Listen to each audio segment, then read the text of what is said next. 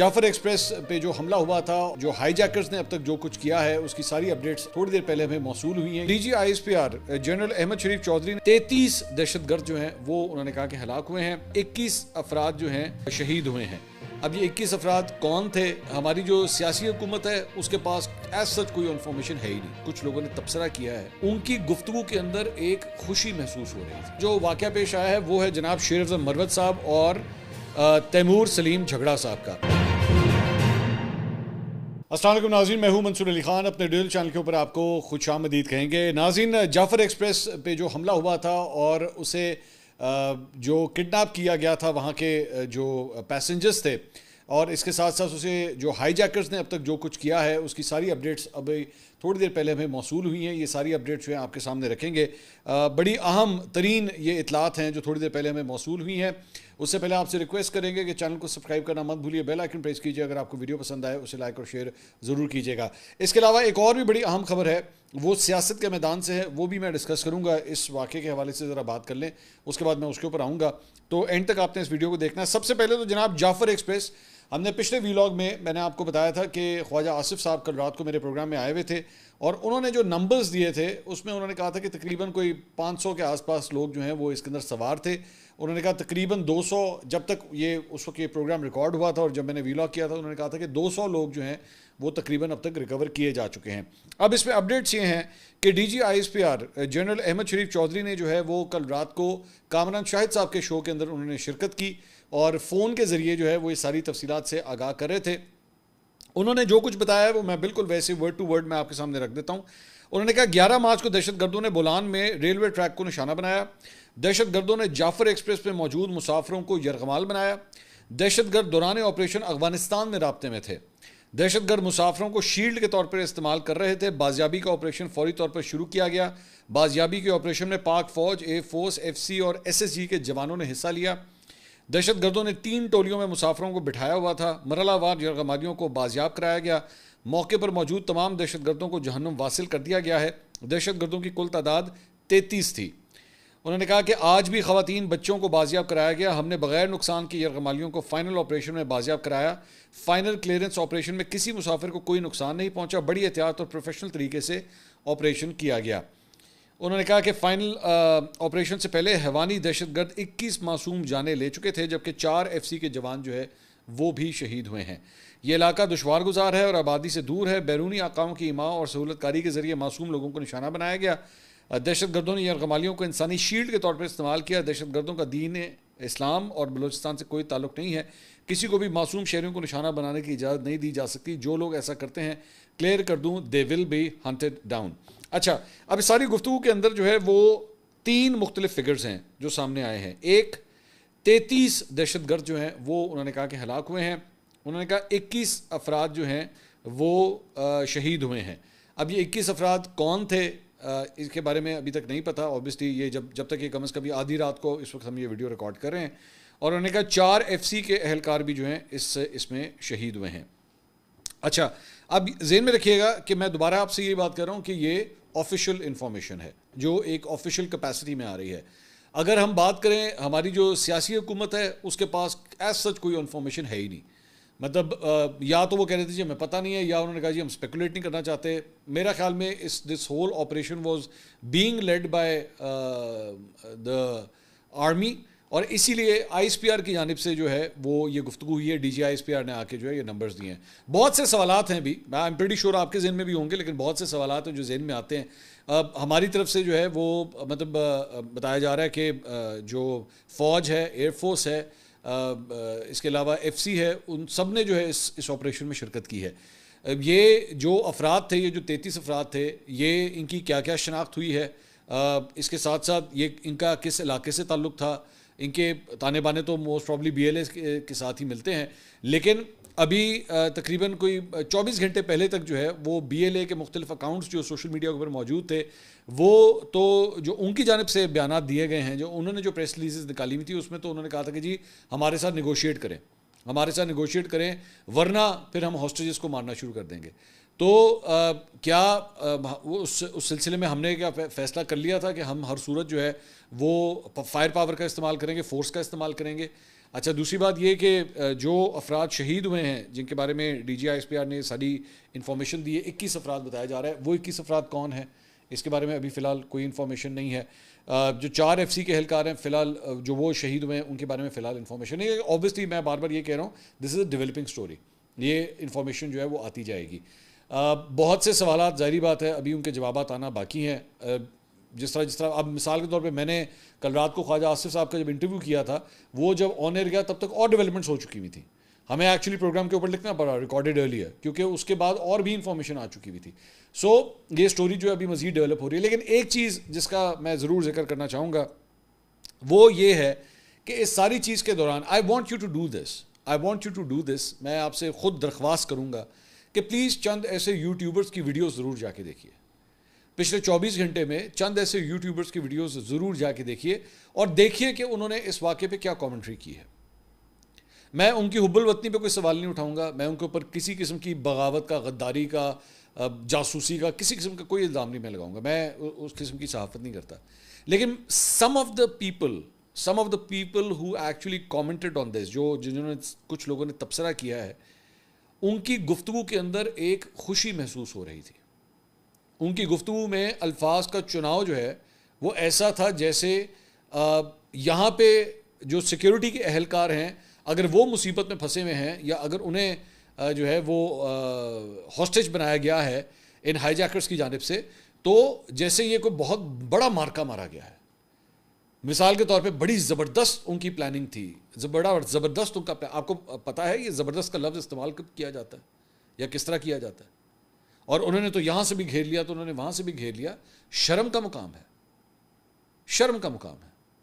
और दूसरी बात यह कि आपके पास ये इन्फॉर्मेशन कहाँ से आ रही है? मतलब हमारे पास तो ये दो ही सोर्सेज है ना, या तो फिर आपको सिक्योरिटी फोर्सेज से पता लग रहा होगा या BLA से पता लग रहा होगा, और तो कोई सोर्स नहीं है ना। या तीसरा फिर एक और है कि आपने हवा में कहानी बनाई होगी, या फिर आप लोगों ने कोई हवा में कहानी बनाई होगी, खुद ही बैठ गए अच्छा जी सानू होर तक समझ कोई नहीं आ रही, तो फिर एंज होया होना, तो एंज होया होना, तो एंज होया होना, बस सिंपल इज दैट।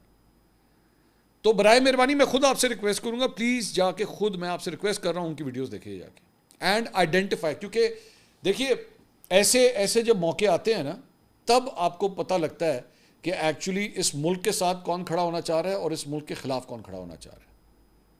मैं हो सकता है उनमें से बहुत से जो है वो नादानी में कर रहे हूँ, हो सकता है वो बेसिकली, मैंने जिस तरह पिछली वीडियो के अंदर भी बात की थी कि पाकिस्तान तहरीक इंसाफ अपना रोना रो रही थी, यहाँ पे पूरी कौम जो है वो इस मसले की तरफ देख रही थी, ठीक है, उनका अपना पिट स्यापा नहीं खत्म हो रहा था कि जी ये देखें ये हो गया है, इनका तो ध्यान ही हमारी तरफ होता है इस वजह से। ओ यार तुसी रौला पा लेना, पहले ज़रा इन्हों से सांभ लीजिए, पहले ज़रा इधर तो ध्यान। आप मुझे खुद बताइए कि अगर आपके घर में आग लगी हो, आप लगे हुए पानी की बाल्टियाँ फेंक रहे हैं, पाइपों के साथ आग बुझाने की कोशिश कर रहे हैं, तो पीछे से अगर कोई आके आपको ये कहना शुरू कर दे, वेख्या मैं क्या सी ना, अगर तुमने उस वक्त मेरी बात सुनी होती ना, तुमने अगर उस वक्त जो है वो फायरिंग एक्सटिंग्विशर्स लगाए होते, तो फिर आज ये ना होता। बंदा कहेगा यार तू तो चुप कर, पहले मैंने आग तो बुझा लेंदे, उसके बाद तुम मुझसे लड़ लें बैठ के। बिल्कुल वो टिपिकल वो चंद ऐसे रिश्तेदार होते हैं ना जो शादियों के अंदर सिर्फ इस वजह से आते हैं कि हम लोग शादी का बेड़ा गर्क कर सकें। इसी तरह चंद लोग जो हैं जनाजों में भी सिर्फ इसलिए शिरकत कर सकते हैं कि यहाँ पे बदनमी फैले, यहाँ पे लड़ाई झगड़ा फैले, यहाँ कुछ ना कुछ हो, कोई रौला पड़े बस। यार ये कोई मौका है, ये कोई मौका था कि आप इस मौके के ऊपर जो है वो इस किस्म की हरकतें करें। हाँ, मिसाल के तौर पे मोहसिन नकवी साहब है, आप मोहसिन नकवी, मैंने भी सवाल किया, आप भी करें, बिल्कुल करें कि मोहसिन नकवी साहब को आगे आना चाहिए था इस मामले में, बीइंग मिनिस्टर ऑफ इंटीरियर उनको एक लीड पोजीशन लेनी चाहिए थी, ठीक है, बिल्कुल करें। लेकिन इस मौके के ऊपर जब आपकी सिक्योरिटी फोर्सेस जो है वहां पे ऑपरेशन करके लोगों को बचा रहे, अच्छा चलें बाकी सारी बातें छोड़ें, ओ भाई वो जिन लोगों को उन्होंने हॉस्टेज बनाया हुआ था, हाईजैकर्स ने जिनको अपने पास कैद किया हुआ था, रखा हुआ था, यार वो पाकिस्तानी है भाई, उन्होंने पाकिस्तान तरीके इंसाफ के साथ कुछ किया है, उन्होंने खुद जाती तौर पे कुछ किया है पाकिस्तान तरीके इंसाफ के, वो बेचारे काम करने वाले लोग हैं, कोई अपने गांव जा रहा है, कोई अपनी फैमिली के साथ जा रहा है, कोई छुट्टियों पे जा रहा है, उनका क्या लेना देना इन चीज़ों के साथ। अपने अल्फाज का चुनाव तो ज़रा ध्यान से कर ले। तो प्लीज़ जाके देखिए, मैं खुद आपसे दरख्वास्त करूँगा। वह वहाँ पे आम तौर पे हमारे यूट्यूब के ऊपर तो वैसे ट्रेंड होता है कि भाईजान फलां दी वीडियो ना देखो, सिर्फ मेरी देखो। मैं खुद आपसे दरख्वास्त करूँ, जाके देखिए और ख़ुद फैसला कीजिए कि यार ये जो कुछ बोल रहा है ये मौका है, ये बोलने का, ये बात करने का मौका है ये। इसके अलावा एक सेटेलाइट वीडियो भी जो है वो जारी की गई है इस ऑपरेशन के हवाले से, और इसके हवाले से जो तफसीलात सामने आ रही हैं वो ये है कि दहशतगर्दों में जो है वो खुद कुछ बम्बार भी शामिल थे, और जिन्होंने मासूम बच्चों और ख़वातीन को बतौर इंसानी ढाल जो है वो इस्तेमाल किया हुआ था। क्लियरेंस ऑपरेशन की वीडियो में देखा जा सकता है कि दहशतगर्दों ने यरगमाल मुसाफिरों को मुख्तलिफ टोलियों में तकसीम किया हुआ था, और क्लियरेंस ऑपरेशन के बाद बाजियाब यरगमाल मुसाफिरों को पाक फ़ौज के जवान जो है बाहिफाजत महफूज मकामात पर मुंतकिल कर रहे हैं। पाक फ़ौज के जवानों ने अपनी महारत से एक भी खुदकुश बम्बार को फटने का मौका नहीं दिया। अच्छा, ज़हन में रखिएगा, मैं दोबारा ये बात करूँ, this is the official version that has come out, ठीक है, this is the official version. Non official version से, आज़ाद ज़राए से और कोई मज़ीद इंफॉर्मेशन आती है, मज़ीद डिटेल्स आती हैं, वो भी आपके साथ शेयर करेंगे। हम वो भी आपको बताएंगे कि जनाब ये मिसाल के तौर पर हमें पता लगा जनाब कोयटा का जो रेलवे स्टेशन है उसे बंद किया गया है, वहाँ से ट्रेनों की आमदोरफ्त बंद कर दी गई और उसकी वजह सिक्योरिटी थी, सिंपल इज़ दैट। तो ये इंफॉर्मेशन आपके साथ शेयर की जाएगी, लेकिन विद द पैसे। हाँ, फर्जी कहानियां ना कोई बनाए, मुझे उससे बड़ी चिढ़ है इस मौके के ऊपर। ये जो फर्जी कहानियां बनाना शुरू कर देते हैं, इंजीनियर जो ऐसी, इंजीनियर जो ऐसे, सानू पता है। अच्छा, इनमें से कई ऐसे हैं जो जिंदगी में कभी बलूचिस्तान गए नहीं होंगे, ये गए भी नहीं होंगे इनमें से कई। इनको आप बिठाएंगे तो कहा भाई जरा बलूचिस्तान के 5 शहरों के नाम बताएं, इनको 5 शहरों के नाम नहीं आते होंगे, लेकिन तबसरे बलूचिस्तान के ऊपर आप पूरे पूरे करवा लें इनसे। ये सब जानते होंगे BLA क्या चीज़ है, BLA किस तरह बनी थी, कोयटा से जब ये ट्रेन चली है तो कितना फासला था, इनको सब पता होगा इस बारे में, और शायद ज़िंदगी में कभी बलूचिस्तान मुड़ के भी ना गए हों कभी। इसके अलावा एक और जो डेवलपमेंट है वो वज़ीर आला बलूचिस्तान सरफराज बुगटी साहब ने जो है वो कल इजलास से खिताब किया।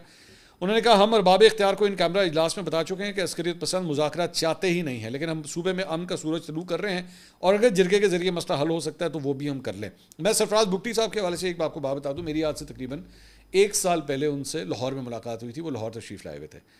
तो मैंने उनसे जब पूछा कि जी ये जो अस्करियत पसंद हैं या दहशतगर्द हैं या ये जो आज़ादी की तहरीक चला रहे हैं वहाँ पर, इनके साथ इंगेज क्यों नहीं किया जाता। इंगेज से मुराद है मुज़ाकरात, बातचीत, ये। तो उन्होंने मुझे जवाब दिया, उन्होंने कहा कि हम बहुत दफ़ा ये कर चुके हैं, मैनी ए टाइम्स, लेकिन ये हर दफ़ा हम जब इनको ये बातचीत का मौका देते हैं तो ये उसमें से जो है अपनी मज़ीद तकरीब कारियाँ जो है बढ़ाते हैं।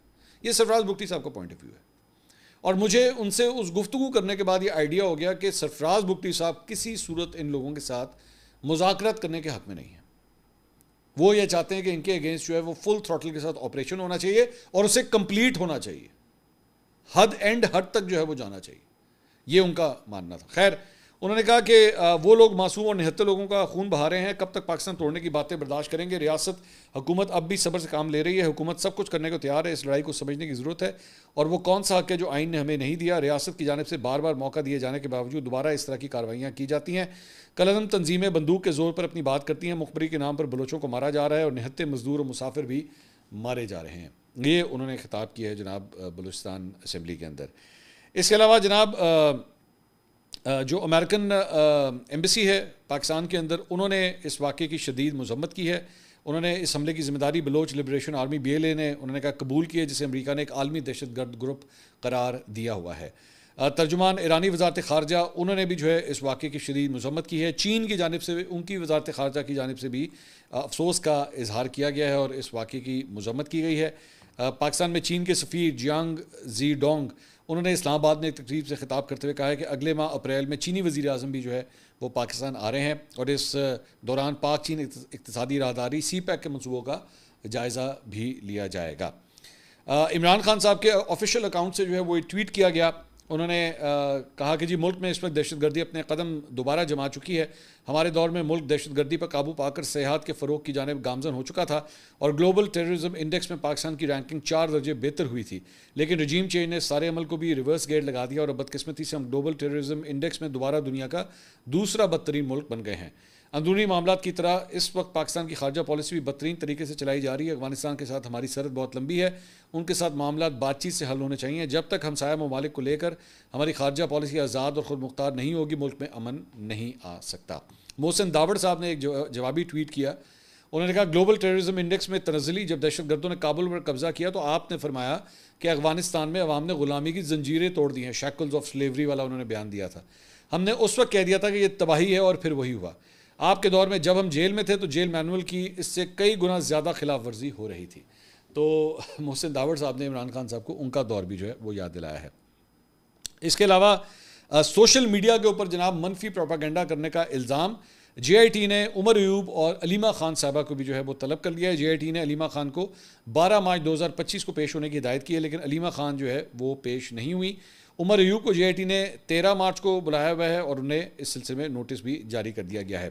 इसके अलावा एक और जो वाक़या पेश आया है वो है जनाब शेर अफजल मरवत साहब और तैमूर सलीम झगड़ा साहब का। शेर अफजल मरवत साहब जो है वो कल परसों मुख्तलिफ प्रोग्रामों के अंदर आए थे। वो रात को मेरे प्रोग्राम में भी तशरीफ़ लाए थे परसों रात को। तो उसके अंदर उन्होंने तैमूर सलीम झगड़ा साहब के ऊपर जो है वो पेंशन फ़ंड से पैसे निकाल के उसे कहीं और एडजस्ट करने के हवाले से इल्ज़ामात लगाए। उन्होंने कहा कि जी इन्होंने 36 अरब रुपये पेंशन फ़ंड से निकाले हैं। 8 इंक्वायरियाँ उन्होंने कहा हो चुकी हैं। इनके ऊपर जो है वो करप्शन के संगीन इल्ज़ामात हैं तैमूर सलीम झगड़ा साहब के ऊपर। अच्छा, मैं थोड़ा सा इसका सिर्फ बैकग्राउंड आपको बता दूं कि तैमूर सलीम झगड़ा साहब जो है उनके हवाले से अली अमीन गड्ढापुर साहब को हिदायत दी गई थी इमरान खान साहब की जानिब से कि इन्हें कैबिनेट के अंदर शामिल किया जाए या उन्हें कोई ना कोई ओहदा जो है वो दिया जाए, लेकिन अली अमीन गड्ढापुर साहब ने इसको रजिस्ट किया है और इस मूव को नहीं कंप्लीट होने दिया, जिसके बाद ये मामला जो है मीडिया के अंदर भी आया। तो शेर अफजल मरवत साहब ने जो है इस मुख्तलिफ प्रोग्राम से, मेरे प्रोग्राम में भी और भी 1-2 प्रोग्राम्स के अंदर जाके उन्होंने शिरकत की और उनके ऊपर जो है ये तैमूर सलीम झगड़ा साहब के ऊपर जो है ये इल्ज़ामात लगाए। तैमूर सलीम झगड़ा साहब ने ट्वीट किया, उन्होंने कहा शेर अफजल मरवत ने जिसकी माँ पर मुझ पर बेबुनियाद इल्ज़ामात लगाए हैं उसको ये पैगाम है कि अब या तो अपने इल्ज़ामात को साबित करें या फिर अदालत में मिलते हैं। मेरी तरफ से कानूनी चाराजोई का अमल शुरू हो चुका है। शुक्रिया शेर अफजल मरवत, इस तरह से हमारी पाक दामनी साबित होगी और अवाम के सामने गद्दार और साजिशी बेनकाब होंगे। उसके बाद एक और ट्वीट में जो है वो इन्होंने ये जो लीगल नोटिस है जो शेर अफजल मरवत को इन्होंने जारी किया है उसे शेयर किया। उन्होंने कहा see you in court Marwat, no running away. तो इस लीगल नोटिस के मुताबिक उन्होंने जो है कहा कि जी 11 मार्च को आज न्यूज़ पर मुनीज़ जहांगीर के प्रोग्राम में और हम न्यूज़ पर मंसूर अली ख़ान के प्रोग्राम में जो है आपने तैमूर झगड़ा के ऊपर जो है ये इल्ज़ामात लगाए, तो इसकी बुनियाद के ऊपर जो है उन्हें 1 अरब रुपए हर्जाने का नोटिस जो है वो भेजा जाता है। शेर अफजल मरवत साहब ने उसके बाद एक जवाबी ट्वीट किया है।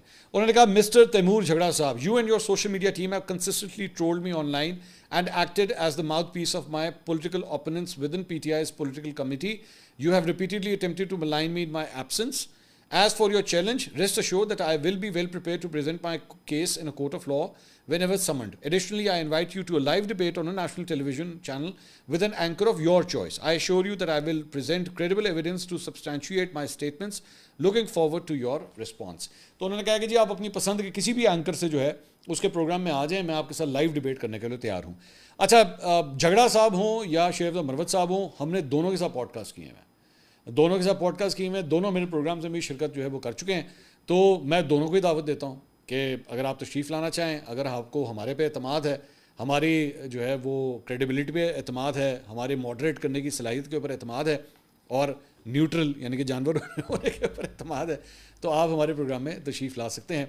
चाहे पॉडकास्ट के लिए आना चाहें उसके लिए आ सकते हैं या मेरे प्रोग्राम में आना चाहें उसके लिए आ सकते हैं। लेकिन अगर ये आपकी मर्ज़ी है। मैं मनु आज लग रहा है मैं कुछ ज़्यादा ही मॉडरेशन करना शुरू हो चुका हूँ। पहले मैंने इमरान रियाज़ और इंजीनियर अली मिर्ज़ा के हवाले से मॉडरेशन की ऑफ़र की थी। खैर उस मुझे खुशी इस बात की है कि उसके ऊपर एक्चुअली गुफ्तगू जो है अब बंद हो गई है। अच्छा, मुझे लग रहा है अब इस वाले टॉपिक पे ना इंजीनियर अली मिर्ज़ा और इमरान रियाज़ वाले टॉपिक पे ओरिजिनल गुफ्तगू ख़त्म हो चुकी है। होन जेड़े बाकी बिला वजह विच वो अपना एक डोल पानी का डाल रहे हैं ना, अब वो सिर्फ अपने व्यूज़ की खातिर डाल रहे हैं, उसमें कोई रह कुछ नहीं गया हुआ। एवं बिला वजह वो जिन्होंने कहते हैं ना वो तौलिया निचोड़ के आखिरी पानी का कतरा भी निकालना होता है, ये वो वाली कोशिशें हो रही हैं। तो मरवत साहब को और झगड़ा साहब दोनों को हमारी ऑफ़र है, अगर वो तशरीफ़ लाना चाहें तो 100 बिस्मिल्लाह। वैसे मरवत साहब ने जो कुछ भी कहा था ये मेरे ही प्रोग्राम में कहा था, तो आई थिंक उसके ऊपर ही अगर आप डिबेट कर लें तो चीज़ें काफ़ी हद तक रिजॉल्व हो सकती हैं। तो ये जनाब अब तक की अपडेट्स थी। इंशाल्लाह अगली वीडियो में आपसे दोबारा मुलाकात होगी। अल्लाह हाफ़िज़।